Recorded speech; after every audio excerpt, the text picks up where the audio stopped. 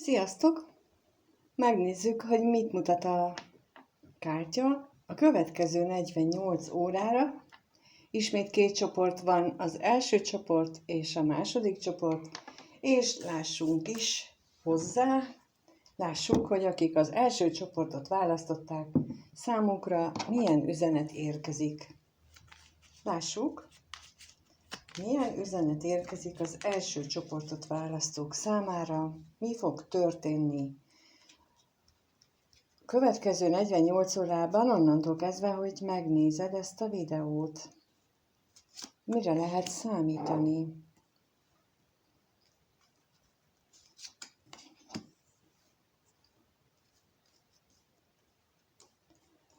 Hát, az, hogy kinek szól, az már eléggé egyértelmű.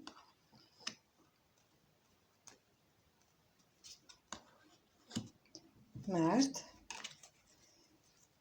elsőként kijött a női főszemély, aztán a lilium, a virágcsokor, a hírnök és a csillaglapja. És a női főszemély alapján, tehát itt mindenképpen ő van ha te nőnéző vagy, akkor te vagy a középpontban, ha férfi néző vagy, akkor számodra kedves személy, ő van itt ennek az információnak a középpontjában, méghozzá olyan szempontból, hogy az ő őszintességét, az ő tisztaságát, az ő kedvességét érinti, és ezzel kapcsolatosan lehetnek olyan új dolgok, új benyomások ebben a következő 2 napban,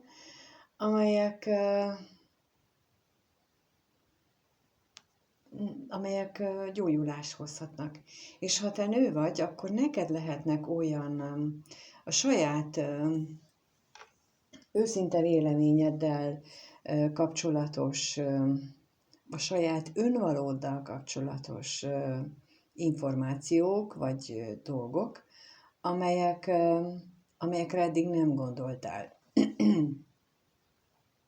És azt hiszük, hogy mi tisztában vagyunk a saját magunkkal, de amikor igazából belenézünk a saját lényünkbe, hogy mi az, amit valóban úgy gondolunk, nem csak a megszokás alapján mondjuk, akkor rájövünk, hogy nem biztos, hogy tényleg tisztában vagyunk az önvalónkkal, és itt a hírnök most egy olyan szituációról beszél nekem, amikor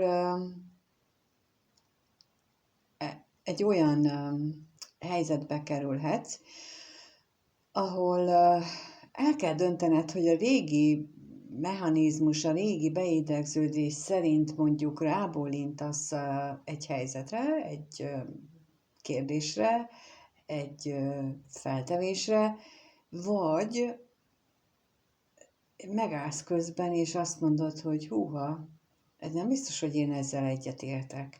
Mondok erre egy példát, például kávézás közben szóba kerül a főnök, és kiderül, hogy valaki megmondja, vagy mondja, hogy a hétvégén látta a főnököt, mondjuk ezzel, azzal, amazzal, és a kollégáid mindenki elkezdi lefikázni, hogy hú, hát azzal, és egyébként ezt hogy képzeli, és neked meg mondjuk mivel te már önismerettel foglalkozol, és mondjuk a tudatszinted is változott, te meg már abban a tudatszinten vagy, hogy azt mondod, hogy én már nem ítélem meg, mert nem tudom egyrészt, hogy valóban ezt jelenti-e, amit itt a többiek mondanak, tehát az, hogy látták együtt őket, ez nem biztos, hogy azt jelenti, amit ők feltételeznek.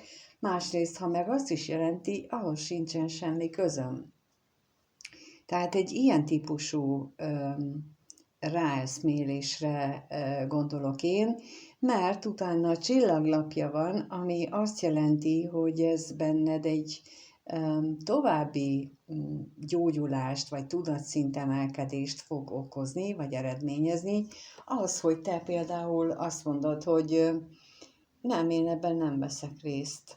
Én inkább kimegyek, bocs. Tehát, hogy nem állsz be ócsárolni ezt a főnököt, vagy ezt akárkit, akivel kapcsolatban ez elhangzik mondjuk, de bármi, ez csak egy példa volt, tehát egy ehhez hasonló helyzetben, te azt mondod, hogy ez nekem nem fér össze, ez nem megy most már, ebből kinőttem, ez egy másik szint, amivel most nem tudok azonosulni, úgyhogy így lehet elgondolni ezt a szituációt, ami itt a kártyán mutatnak.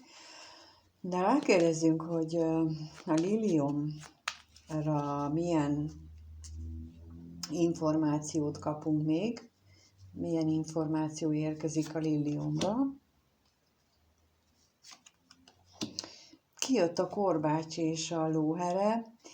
Igen, és mint ahogy mondtam, lehet, hogy ez azért például, ami így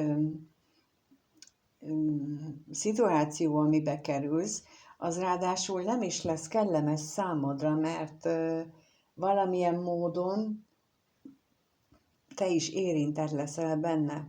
Nem biztos, hogy úgy érintve, hogy direkt módon, de például te magadra ismersz mondjuk egy szituációban, hogy hóha, te is viselkedtél már úgy, te is voltál már olyan helyzetben, és talán pont ez lesz az, ami eszedbe jutotta, hogy mennyire szerencsésnek érezted magad, hogy annak idején te ezt meg tudtad oldani, és pont ez lesz az a szerencsésnek éreztem magam momentum, ami most arra visz, hogy te másképp reagálj, mint ahogy korábban tetted volna. És akkor megkérdezzük, hogy mit lehet még tudni itt erről a hírnökről, milyen információ érkezik hozzá a hírnökhöz,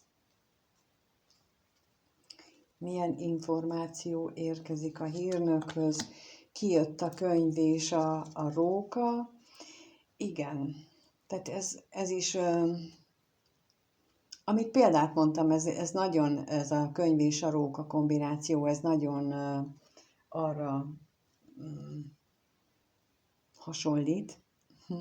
Tehát, hogy lehetőséged lesz választani, hogy megmaradjál abban a hamis, kicsit álszent, kicsit nem teljesen tiszta szituációban vagy helyzetben, ahogy korábban mondjuk reagáltál rá, és lehetőséged lesz azt mondani, hogy köszönöm, én most itt megállok, mert ez már nem én vagyok, aki mondjuk belemegy egy ilyen áskálódásba, vagy belemegy egy ilyen találgatásba, hogy vajon például azok mit csináltak együtt, meg hova fajult, meg mióta tart, meg szóval, hogy így akármilyen ilyen helyzetbe, úgyhogy akkor az első csoportot választóknak, akkor ez a figyelmeztetés vagy figyelemfelhívás érkezett, hogy érkezni fog az életedbe egy olyan szituáció, amiből tanácsos lenne kimaradni, vagy őszintén megnyilvánulni benne, mert te ettől már magasabb szinten vagy, és ha ez is most egy sikerül, mert mondjuk ez egy próbatétel lesz a számodra, akkor még nagyobb gyógyulást, még nagyobb emelkedést leszel képes megvalósítani, úgyhogy légy résen. Köszönöm, ha itt voltál, köszönöm, ha lájkolsz, feliratkozol, és esetleg megírod, hogy mi történt, vagy mi az, ami így megvalósult az életedben. Mindenképpen köszönöm, és kívánom, hogy minden jól sikerüljön. Sziasztok! Első csoportot választunk, úgyhogy lássuk azt, hogy akik a második csoportot választották, számukra milyen lapok érkeznek, mi az, amit közölni szeretnének, mi az, amire jó, ha odafigyelünk. Akik a kettes csoportot választották, számukra milyen információkat szeretnének közvetíteni a lapok.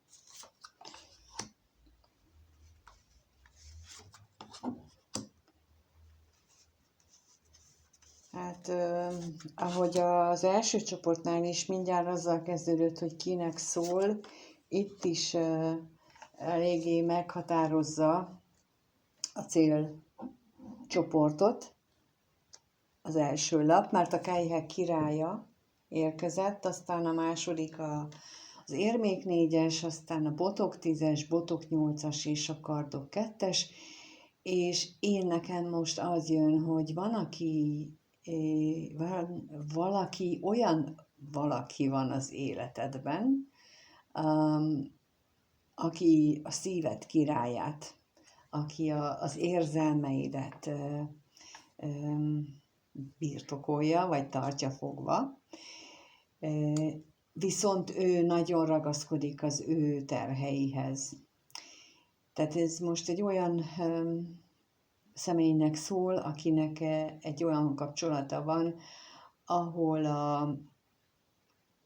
a szíve királya az nagyon ragaszkodik valami kellemetlen, nehéz dologhoz, és úgy tűnik számomra, hogy nem nagyon akar változtatni. Annak ellenére, hogy tisztában van vele, hogy ő neki milyen érzései vannak, annak ellenére, hogy ő sok mindent érez, tényleg nagyon sok mindent érez, mégsem tudja elengedni azt a terhet, amit a mindennapokban magára vett. És itt most a következő 48 órában arról beszélnek a lapok, hogy lehetséges, hogy beindulnak az életében a dolgok, és arra késztetik, hogy döntse el, hogy mennyire, vagy meddig ragaszkodik, vagy mit csinál.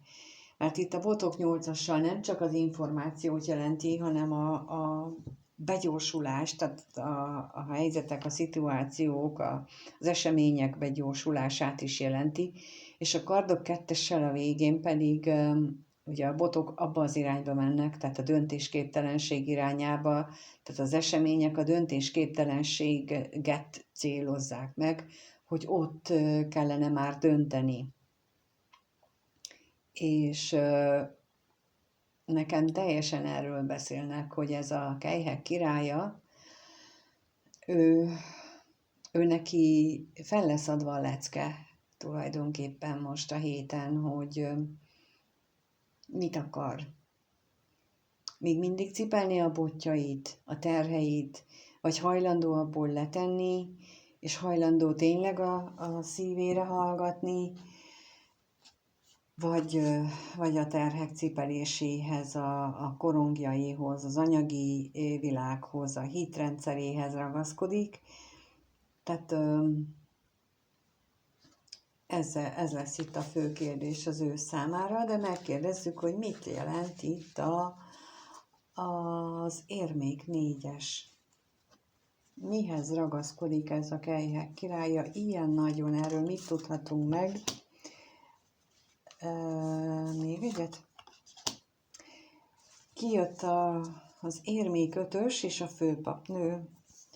És én nekem ebből az jön, hogy ő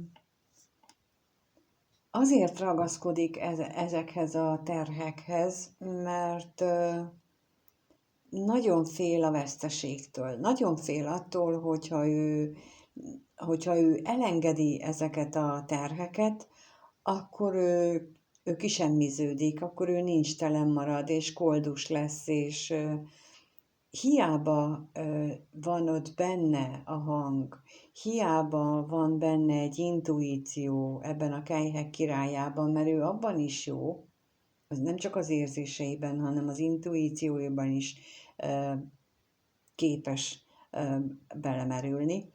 Hiába mondja azt, hogy nem kell félni, nincs mitől félned, ő továbbra is az agyával gondolkodik, és továbbra is attól fél, hogy ő koldus botra jut, és nem lesz ahova menjen. És mit jelent itt a